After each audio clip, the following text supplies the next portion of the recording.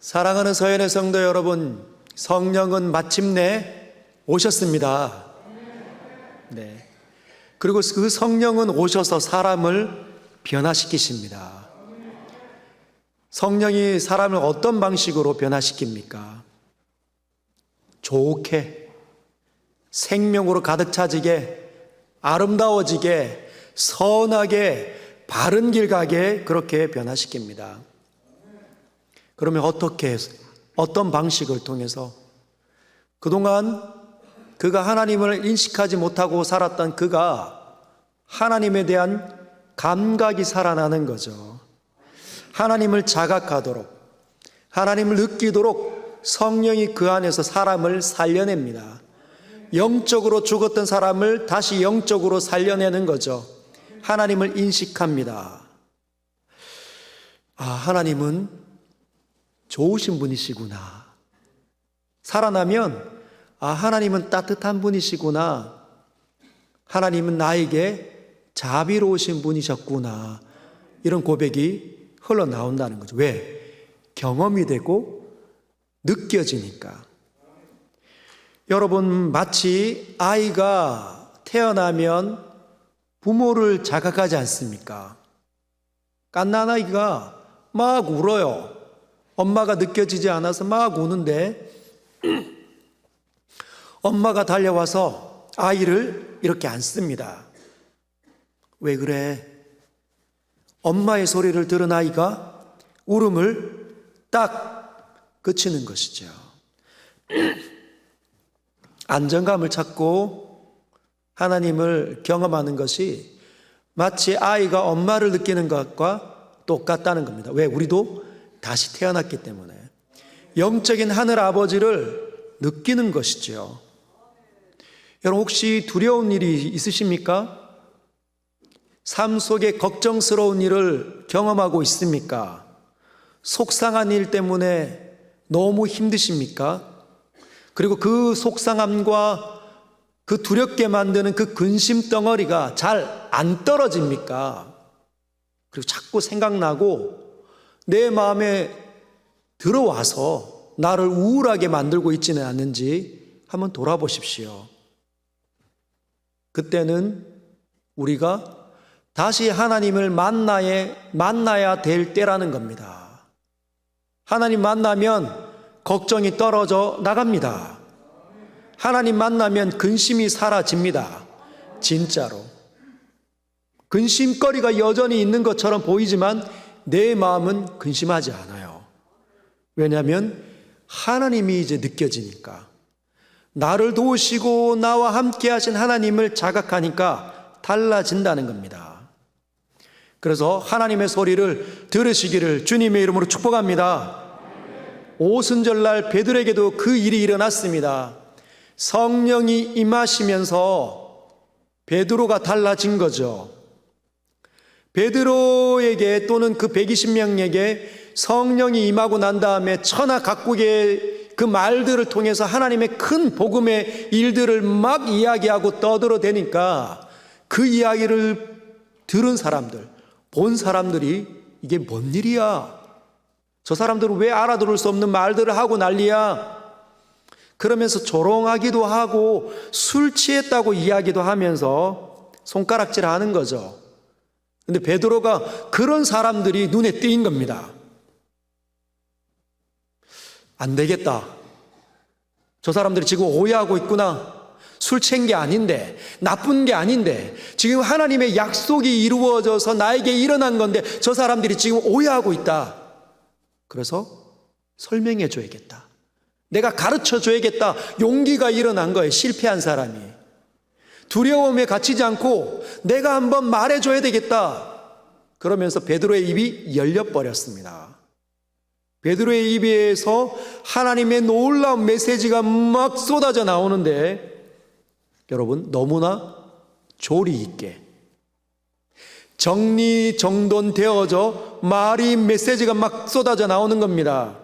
성경을 막 언급하고 그 성경을 가리켜 예수님을 막 설명하는데 막 이야기합니다. 생각하고 이렇게 이야기해야 되겠구나 뭐 써서 한 게 아니라 입이 열려서 내가 한번 제대로 가르쳐 줘야겠다. 저 사람들이 오해하면 안 된다. 그 마음이 들자 입이 막 열렸는데 성령이 그 입을 주장하신 겁니다. 혹시 여러분들을 누가 오해합니까? 예수 믿고 약간 미쳤구나. 교회 가다니 완전 미쳤구나. 재산 다 팔아가지고 그냥 교회 다 바치고 완전 거지 되겠구나. 혹시 그렇게 여러분 누군가가 평가하고 있지는 않습니까? 근데 그런 반응을 보일 때 우리의 반응은 어떻게 하는 거죠? 두렵고 걱정하고 입 다물어지고 혹시 위축되거나 하진 않습니까? 성령을 의지하십시오. 성령이 여러분의 입술을 가르쳐 여러분들을 왜곡하고 잘못되게 판단 내리는 그 사람들을 하나님 다루어 가시리라 믿습니다. 여러분, 주께서 말씀하신 성령이 오자 그대로 그 일이 일어났죠. 성령이 너에게 임하시면 너희가 권능을 받고 입술이 달라지고 조리 있게 설명할 뿐만 아니라 그 전에 들었던 수많은 성경들이 떠오르고 예수에게 설명되어지고 초점하는데 너무너무 담대하고 용기 있게 차분하고 바르게 눈빛이 총기가 흐려지지 않게 하신다는 겁니다. 내 증인이 되리라. 여러분, 베드로가 결론을 이렇게 짓죠. 36절에 그런즉 이스라엘 온 집은 확실히 알지니 너희가 십자가에 못 박은 이 예수를 하나님이 주와 그리스도가 되게 하셨느니라. 이제 너희가 해야 할 일은 결정되었다. 한 가지밖에 없다. 뭐라고 얘기합니까? 담대하게 용기 있게 십자가에 달리신 그 예수를 하나님께서 주와 그리스도가 되게 하셨으니 이제 그 이름을, 예수의 이름을 부르면 된다. 예수의 이름을 부르면 구원받는다. 할렐루야. 그렇게 결론을 냈습니다. 그랬더니 이 말을 그 사람들이 듣고 어떤 반응을 합니까? 37절 한번 읽어볼까요? 시작. 그들이 이 말을 듣고 마음에 찔려 베드로와 다른 사도들에게 물어 이르되 형제들아 우리가 어찌할꼬 하거늘. 베드로의 말을 들은 이 짧게 한번 압축해서 쫙 쏟아지는 이 베드로의 메시지를 들은 사람들이 반응이 나타났는데 마음에 찔렸습니다. 마음에 찔린 거죠. 원문 그대로 직역을 하면 마음이 관통당하다. 새꼬쟁이로 마음이 관통 뚫려버린 겁니다. 마음이 깊이 막 찔린 거죠. 혹시 여러분 마음이 찔려본 적 있습니까? 거짓말할 때 거짓말이 들켜버린 거예요. 이 거짓말에 저 거짓말에 계속 거짓말을 낳았는데 다 드러나는 거죠. 큰일 난 겁니다.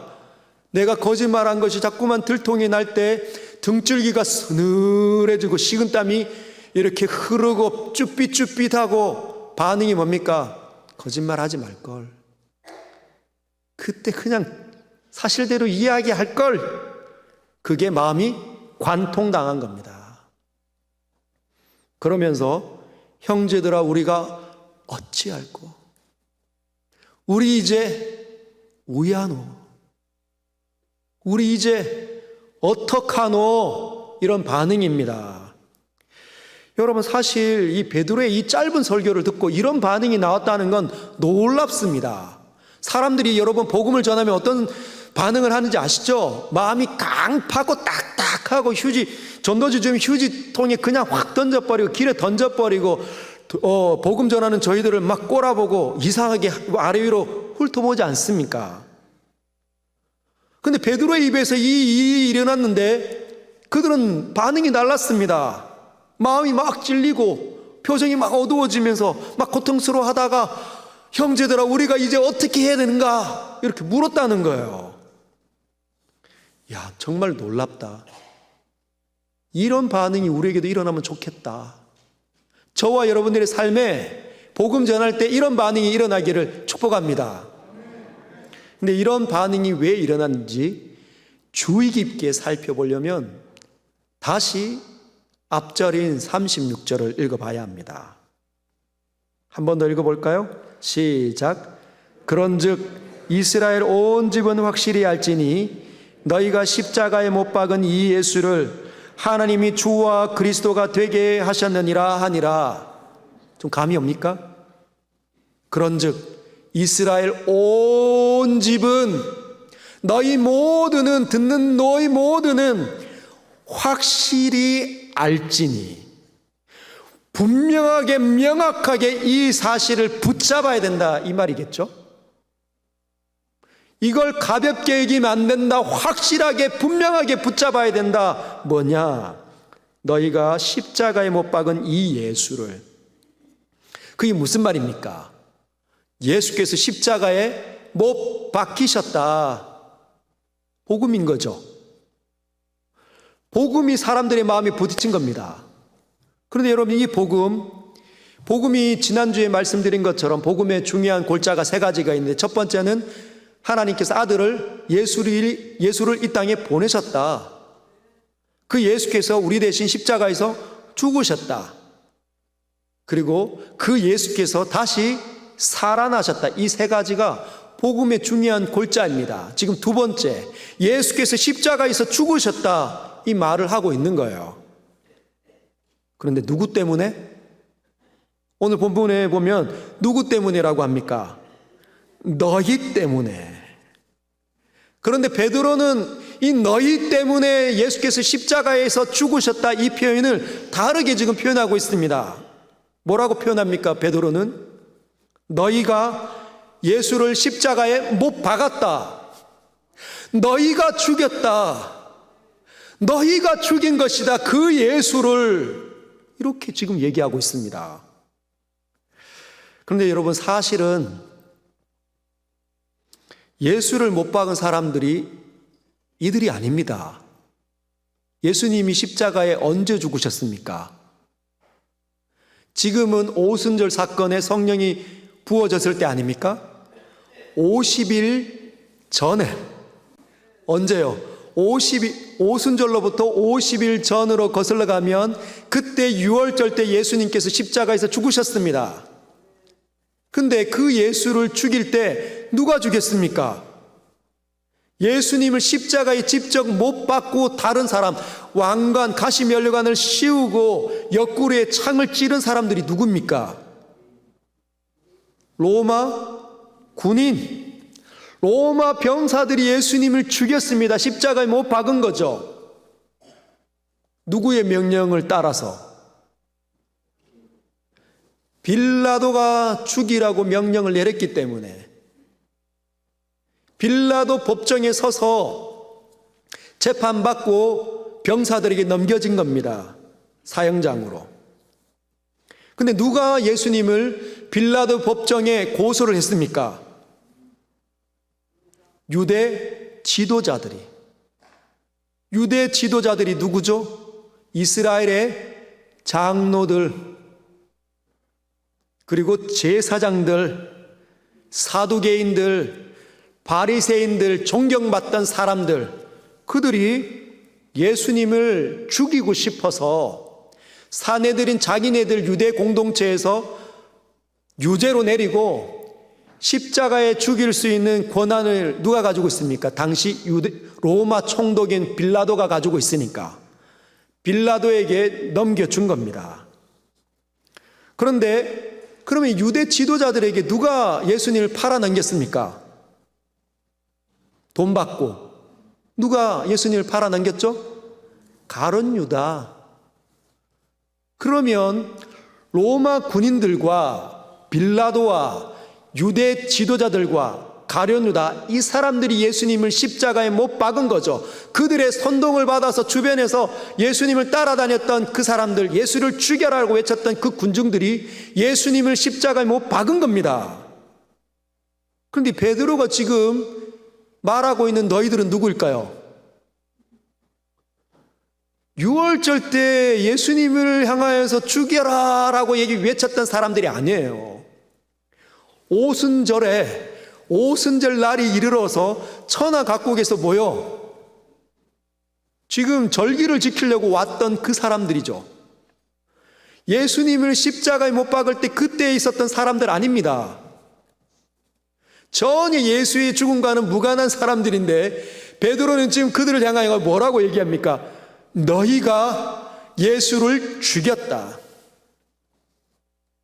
그 자리에 있지도 않는 사람들이 마음에 관통이 당합니다. 막 찔려가지고 형제들아 우리가 어떻게 할꼬 그랬다는 거예요. 기가 막히지 않습니까? 어떻게 이런 내가 죽이지 않았는데 왜 그들은 자기가 죽였다고 생각하면서 마음이 그렇게 찔리고 원통해 했을까요? 바로 성령이 그렇게 하신 겁니다. 성령은 그런 역할을 하시는 분이십니다.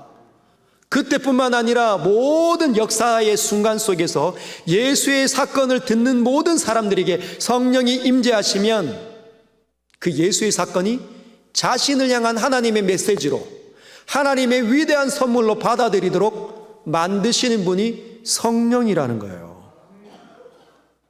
2000년 전의 사건이지만 바로 어제의 사건처럼 대하도록 만드시는 분이 성령이 하시는 일입니다.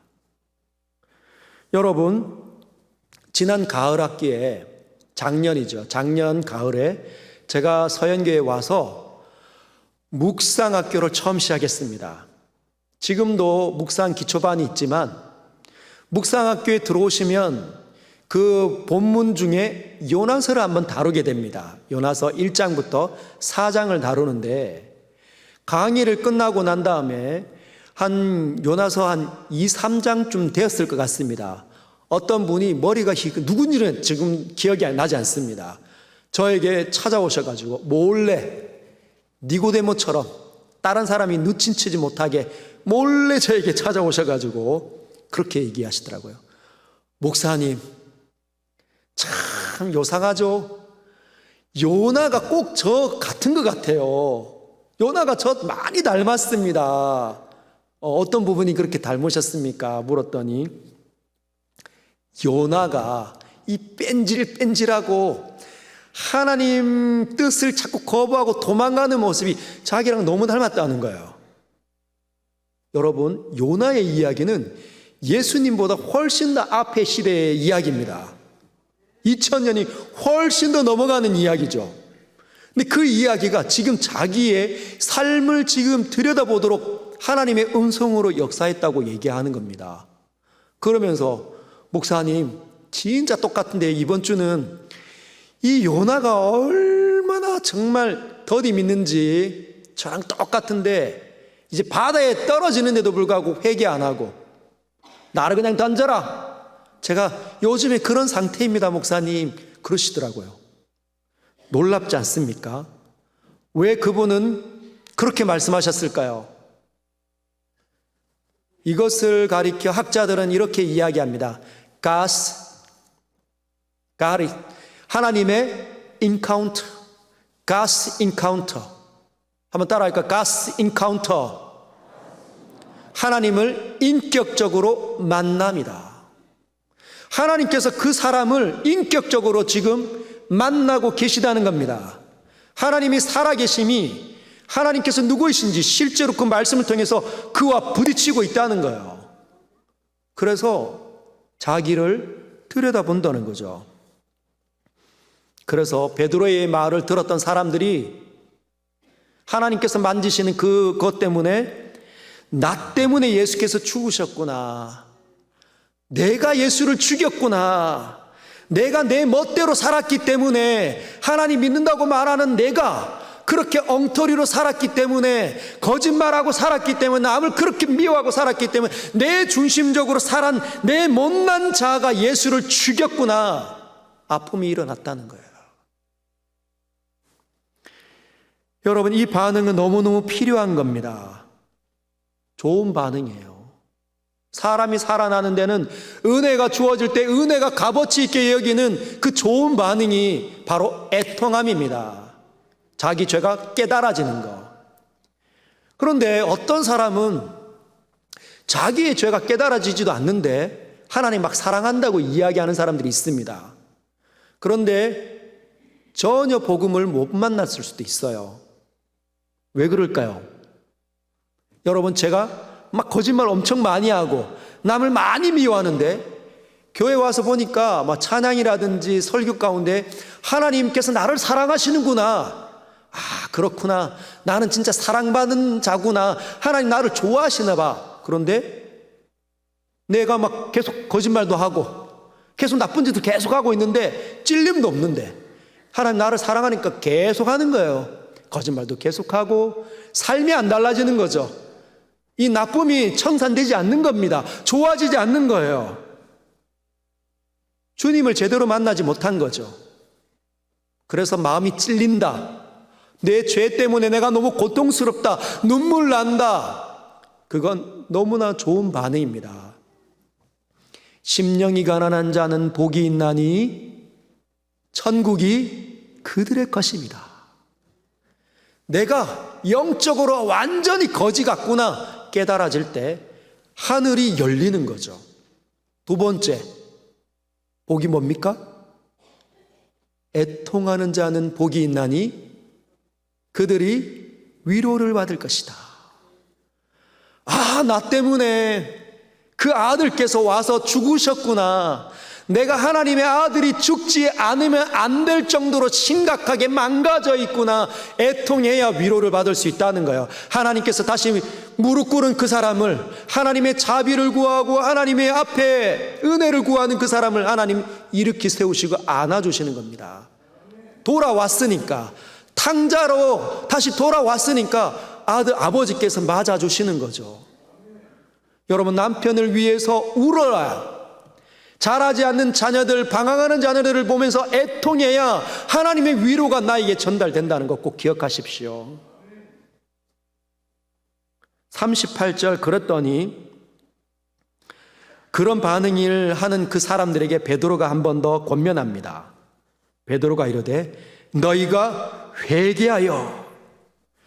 회개하라. 너희 마음이 찔렸다면, 너희의 수치가 드러났다면, 너희가 나쁘다는 것들을 판단 내려졌다면 이제 그 자리를 박차고 뛰어나올 때가 되었다.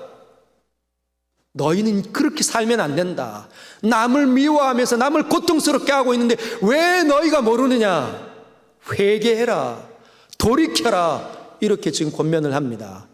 그러면서 각각 예수 그리스도의 이름으로 세례를 받고 죄사함을 받으라. 여기에 중요한 포인트가 있죠. 각각. 한번 따라해 볼까요? 각각. 이게 무슨 말입니까? 뭉뚱그려가 세례를 받는 게 아닙니다. 대표로 세례를 받는 게 아니에요. 너희 개별적으로 너희 다 찔렸던 그 사람들을 각각 다 세례를 받으라. 예수의 이름으로.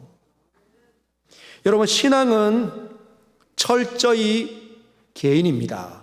우리가 공동체로 교회로 모이지만 하나님을 만나는 그 일은 단독.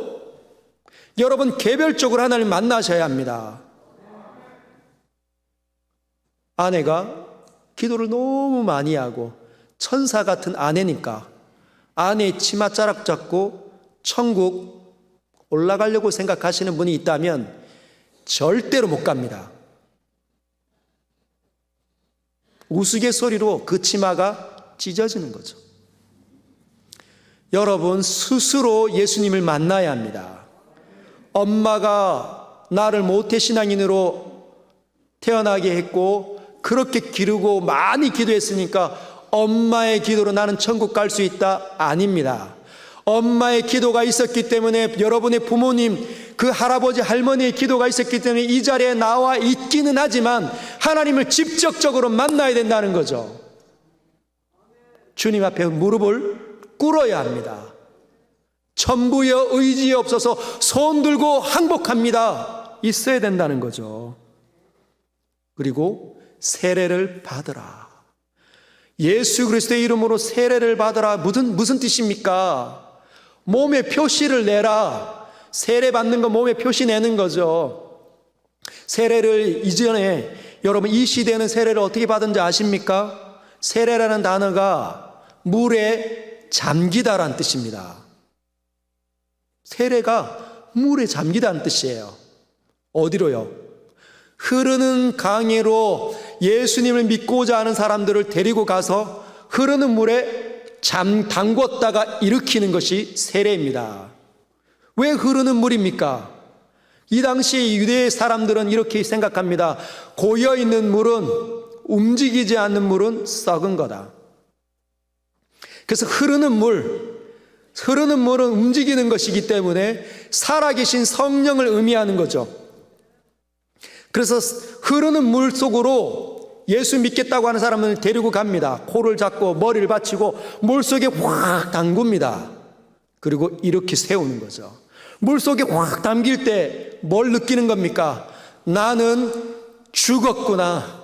이전에 나는 죽었구나. 죄를 맞고 마시던 나는 이제 끝났구나.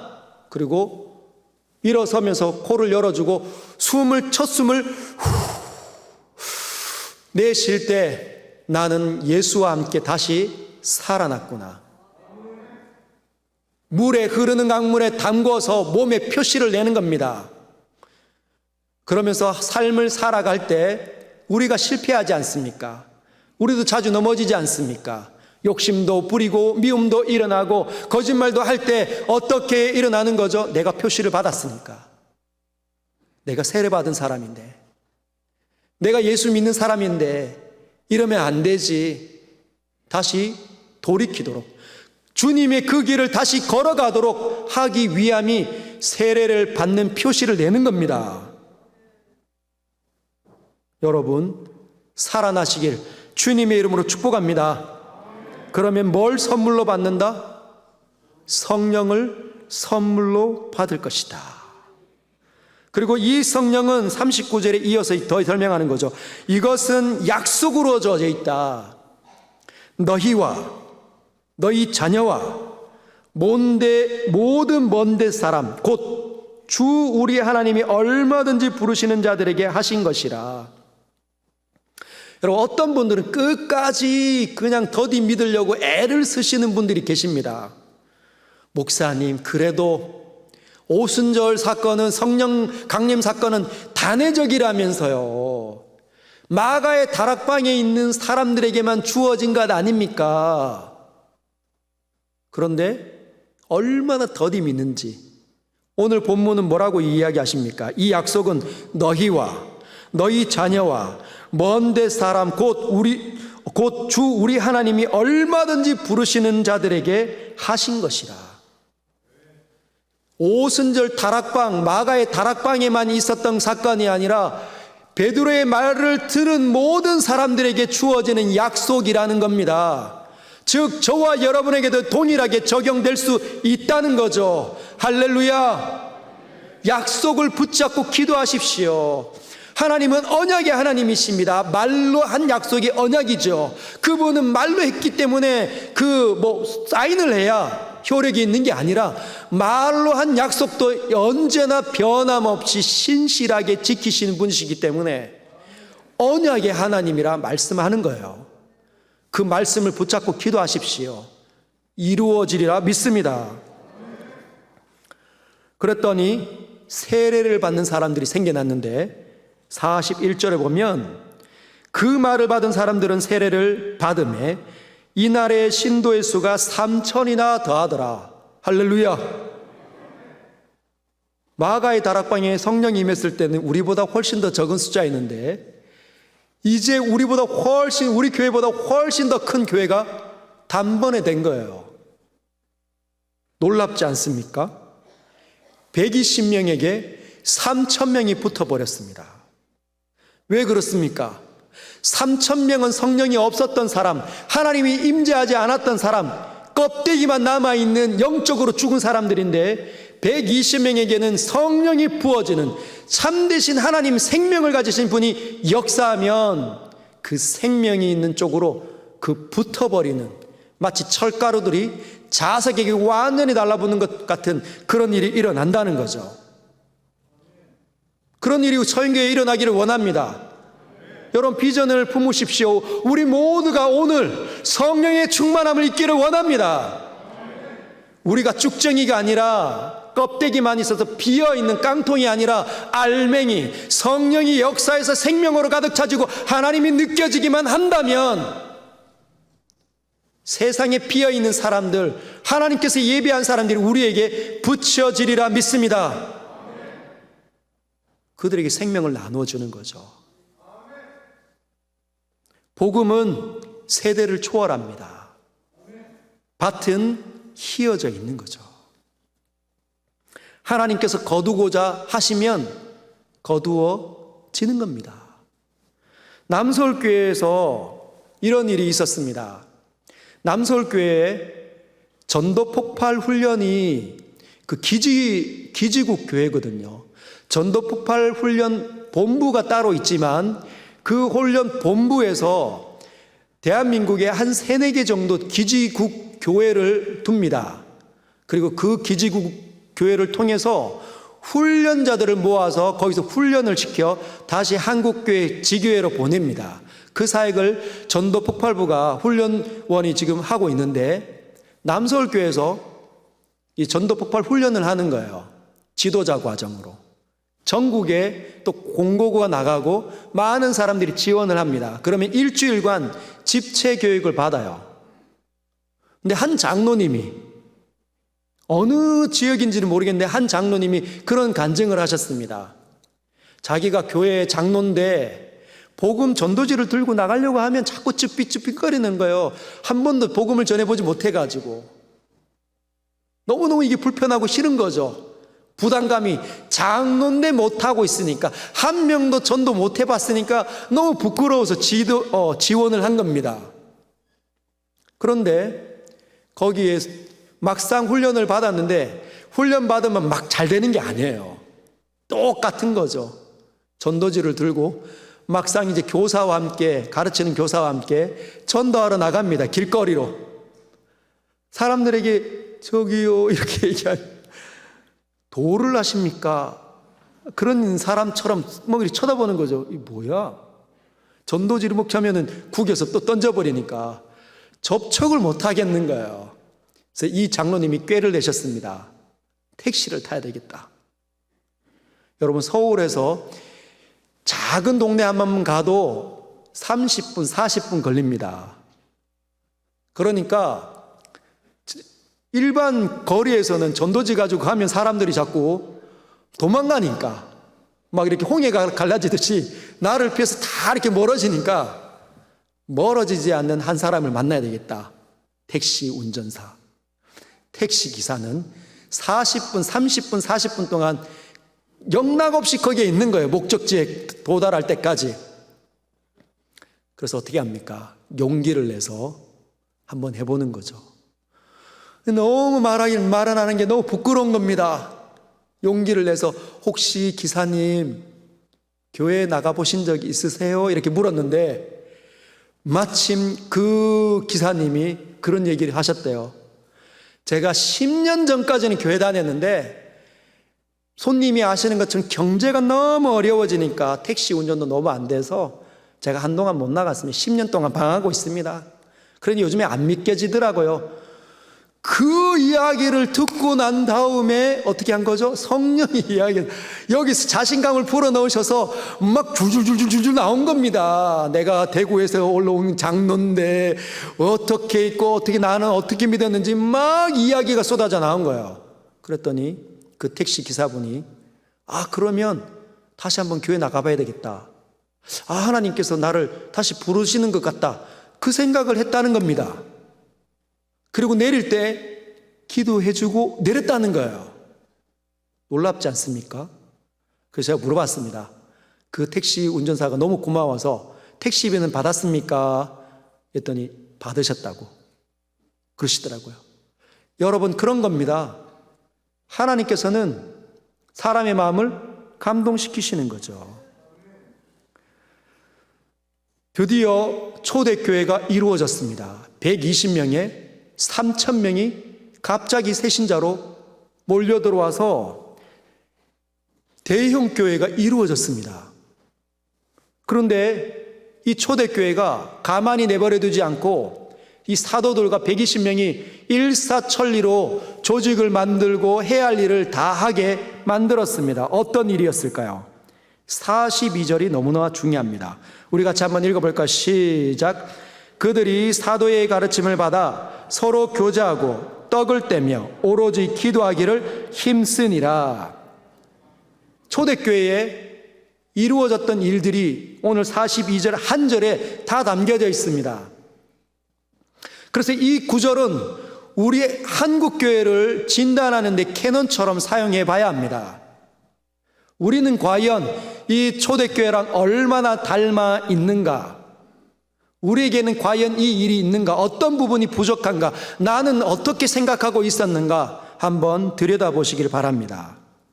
42절 보면, 여기 보면 한글 성경은 이런 식처럼 느껴지도록 표현되어져 있습니다.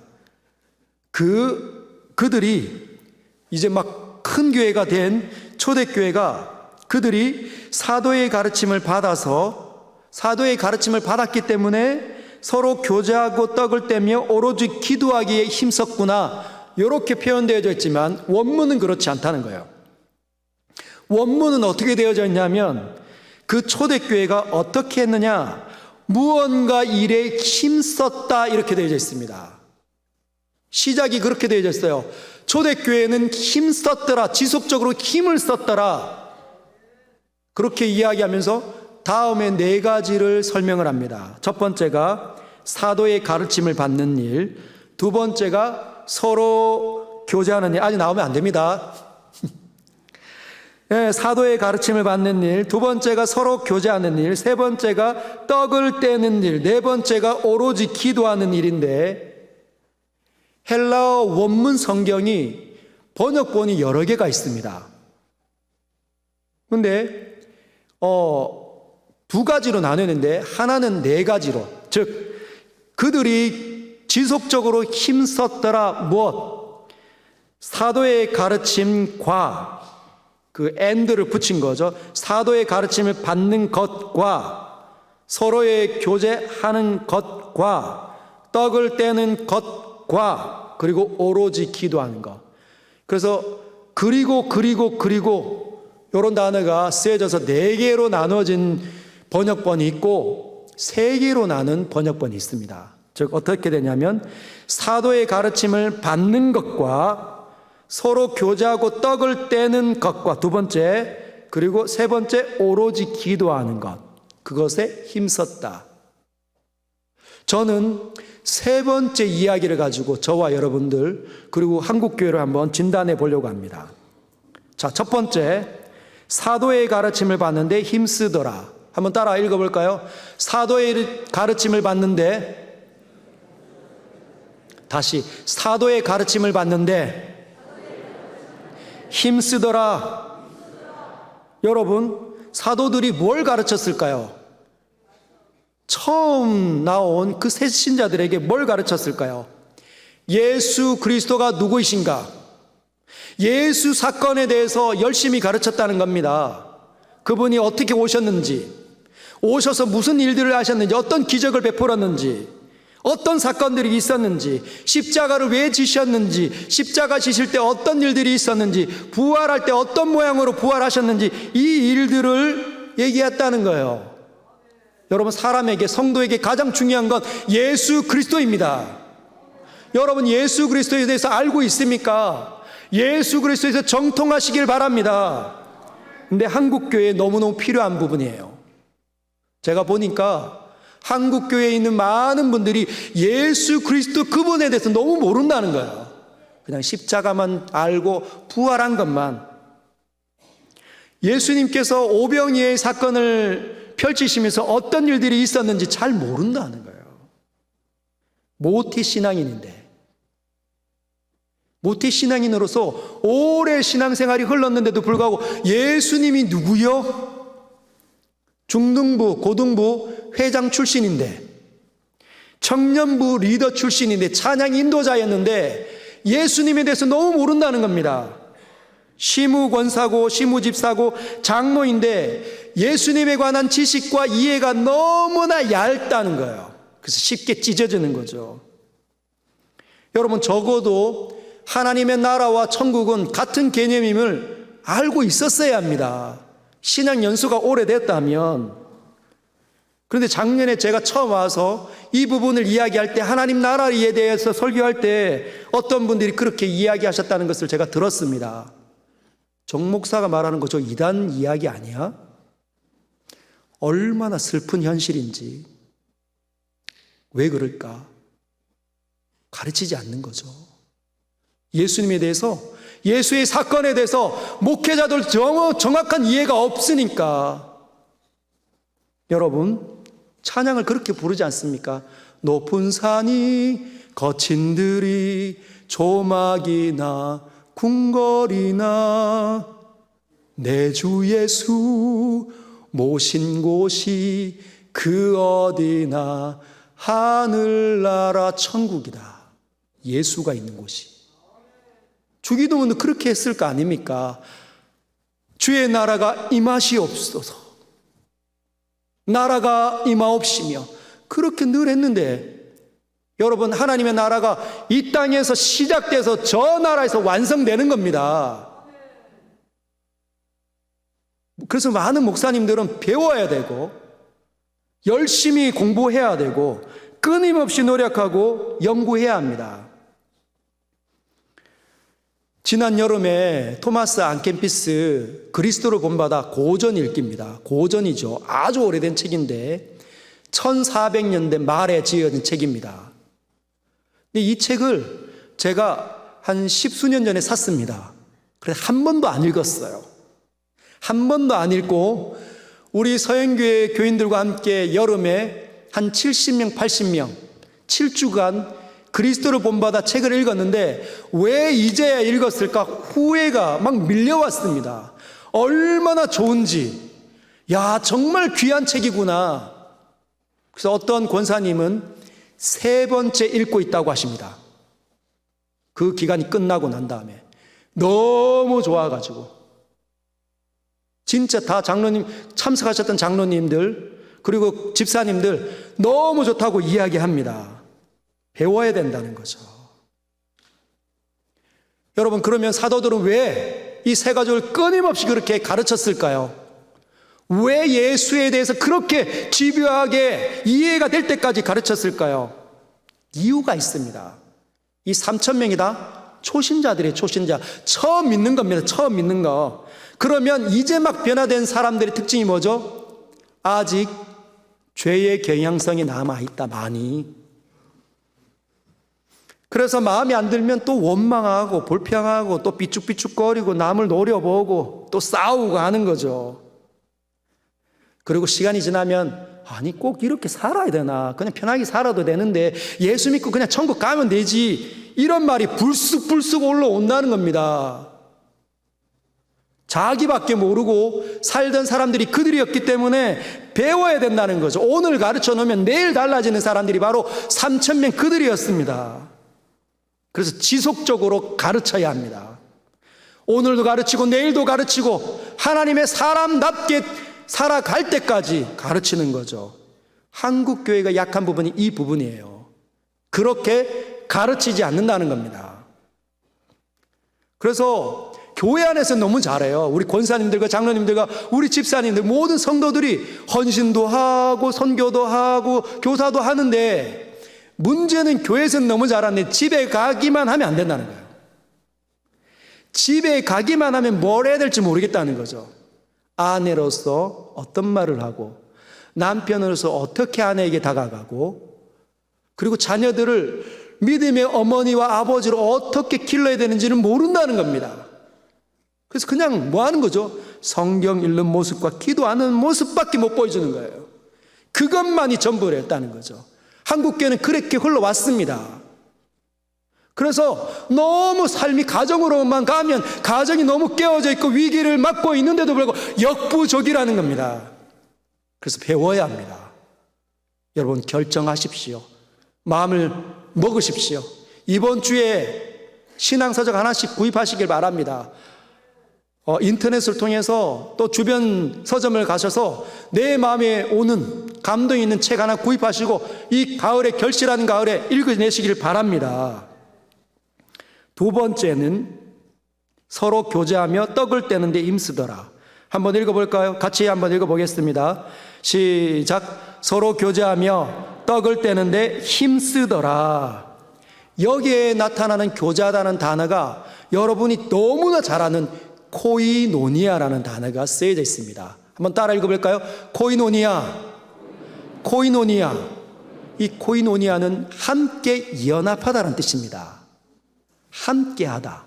함께하는데 연합하는 거예요. 뭉쳐있다는 거죠. 근데 어떻게 함께하는가? 내 자신을 저 사람에게 주는 거로, 저 사람이 나에게 접근해 오는 거로, 서로 다가가서 섞이는 것으로 함께하는 것이 코이노니아의 개념입니다. 근데 어떤 분이 이렇게 이야기하죠. 나 교회 나간다. 나 요즘에 교회 댕긴다.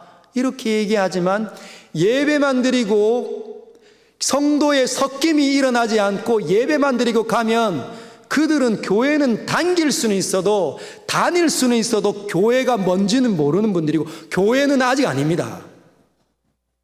교회는 서로 연합하는데 나랑 다른 사람과 서로 섞이도록 서로 섞여 왕래하는 것을 코이노니아라고 하기 때문에 그 일이 없으면 교회는 아니에요. 여러분, 교회는 세상의 희망 아닙니까? 왜 희망이냐? 세상에서 있을 수 없는 일이 교회에 일어나기 때문에 세상의 희망입니다. 세상은 자기끼리끼리죠. 내가 좋아하는 사람들끼리 자기의 기호에 맞는 사람들끼리 동호회하고 취미생활하고 뭔가 클럽을 만듭니다. 동아리를 만드는 거죠. 또는 자기와 정치적으로 같은 사람들끼리만 뭉쳐있는 정치 집단으로 될 수 있습니다. 그러나 교회는 달라요. 교회는 나랑 생각이 달라도 섞일 수 있는 공동체가 바로 유일한 세상의 희망 교회입니다. 생각도 다르고 관점도 다르고 교육 수준도 다르고 다른 곳에서 자랐지만 가치관도 많이 틀리고 정치관도 다르지만 서로를 받아낼 수 있는 곳이 유일하게 교회입니다. 왜 그럴까요? 주님이 그렇게 하셨으니까. 서로 다른 우리를 주님이 하나님과 너무 다른 우리를 하나님께서 오셔서 죽으시고 살려내셨지 않습니까? 받아낸 거죠. 우리도 우리 사람들을 너무 다른 사람들을 받아내야 교회가 된다는 거예요. 그게 예수 믿는 사람들의 연합체일 수밖에 없다는 겁니다. 그래서 이 부분이 오늘날 우리가 다시 점검해봐야 되는 자리입니다. 우리는 과연 서로 섞이는가? 코로나 기간 때문에 이 섞이는 일이 중단됐습니다. 구역이 모이지가 않아요. 그냥 예배만 드리고 가는 정도 수준에 지금 있는데 안 됩니다. 전화하십시오. 바깥에서 만나시고 식사하시길 바랍니다. 다시 섞이시길 바랍니다. 섞이지 못하면 코이노니가 일어나지 못하면 우리는 교회 기능이 벌써 마비가 되었다는 거예요. 근데 여러분, 한국 교회를 가만히 보면 구역 소그룹 아닙니까? 어떤 데는 구역이라고 얘기하고 어떤 데는 목장이라고 얘기하고 어떤 데는 순이라고 얘기하는 소그룹들이 많습니다. 근데 한계가 있어요. 이 소그룹으로만 되어져 있으면 새 가족이 정착하기가 굉장히 어려운 구조입니다. 여러분, 제가 리더인데 제가 누군가를 전도해 와서 왔어요. 그러면 한 소그룹에 한 5-6명 모여 있잖아요. 근데 리더가 요즘에 너무 힘들고 영적으로 침체하면 내가 전도한 그 새 가족을 아무도 케어 안 합니다. 그 사람이 잘할 수 있도록 이곳저곳으로 끌고 다니는 사람이 없다는 거예요. 섞이게 하는 사람이 있지 않습니다. 그러면 그 사람은 방황하게 되어져 있고 정말 유린당하는 목자 없는 양떼같이 그렇게 만들어진다는 거죠. 그래서 뭐가 필요하냐? 우리 교회에 섞이게 만드는 장치를 만들어야겠다. 그래서 TF팀이 만들어졌습니다. 조직을 개편하기 위해. 중그룹으로 뭉쳐야 되겠구나. 소그룹들을 다시 좀 끌어모아서 중그룹으로 뭉쳐야겠구나. 그래서 새 가족이 오면 리더 혼자 역부족일 때 다른 리더가 또 임원들이 회장들이 또 총무가 같이 공동체가 같이 새 가족을 다 아니까 같이 보듬게 앉는 거예요. 마치 청년 공동체처럼 고등부 때처럼 그렇게 해보아야 된다는 겁니다. 그래 앞으로 우리가 다음 세대를 이끌고 이 주변에 있는 사람들을 우리 교회로 초대했을 때 그들이 우리 교회 가운데 뿌리를 깊이 내릴 수 있도록 중그룹이 만들어져야 된다는 거죠. 어떤 분들은 이렇게 이야기합니다. 아, 정말 힘들겠다. 내 남편 또 저기서 봐야 되나? 내 아내 저기서 봐야 되나? 여러분, 얼마나 연약한 우리 구조입니까? 지금 가정도 안 되고 조직도 그런 거예요. 우리의 생각들이. 어떻게 한 거죠? 남자 그룹이 따로 있고 여자 그룹이 따로 있습니다. 또 돌아온 싱글들, 아니면 모태에서 솔로이신 분들, 각각 다 소그룹들이 있어서 그 안에서 서로 왕래하는 거죠. 서로를 받아내는 겁니다. 뭐 돌싱들만 모여있는 어디 그룹을 또 만들어져야 합니까? 그러면 그게 교회입니까? 사람들을 받아내지 못하고 섞이지 못하는데 어떻게 우리가 교회라는 일컬음을 낼 수 있겠습니까? 안 된다는 거죠. 다시 우리는 그 일을 시작해야 합니다. 그리고 떡을 떼며 교제해야 된다. 무슨 말일까요? 성찬을 의미하는 겁니다. 성찬을. 주 안에서 밥을 같이 먹어야 된다는 겁니다. 여러분, 식사 못하면 식구 아니잖아요. 식구는 먹을 식자에 입구자, 입으로 같이 먹는 사람들이 모여 있으면 그게 식구죠. 우리 모두는 영적인 가족들 아닙니까? 같이 밥 먹는 일 있어야 되니, 누군가는 밥 사고 누군가는 밥을 얻어먹고 같이 나누어 밥 사는 이런 일들이 일어나야 우리가 영적인 하늘 공동체 된다는 거죠. 그리고 주 안에서의 영적인 양식도 같이 나눌 수 있어야 합니다. 교제하고 서로 섞이는데 맨날 세상적인 일만 이야기한다. TV에 드라마에 누가 나왔는데 헤어스타일이 뭐였고 옷은 뭐였고 요즘에 유행하는 스타일이 어떤 거고 머리 잘 나왔다 파마, 아이는 어떻게 기릅니까? 부동산 얼마나 올라가지고 부럽다.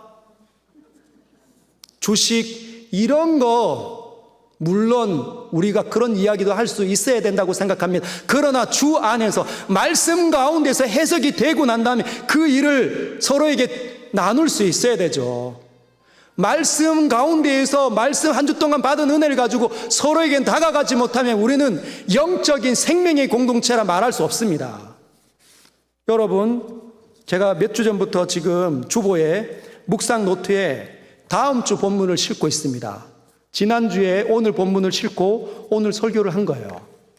한 주 동안 묵상을 같이 하신 분들은 이랬는데 하나님께서 나에게 이것만 보여주셨는데 목사님을 통해 이런 것까지 말씀하시는 거라 감동이 더 배가가 돼서 오늘 모였을 때 말씀을 가지고 은혜를 받은 그 사건을 가지고 경험을 가지고 삶을 나누도록, 그게 성도가 서로 교통하는 걸 믿는 것 아닙니까? 그 일이 일어나도록 여러분 기도해 주십시오. 기도하시길 바랍니다. 그리고 세 번째는 기도에 힘쓰더라. 한번 읽어볼까요? 오로지 기도에 힘쓰더라.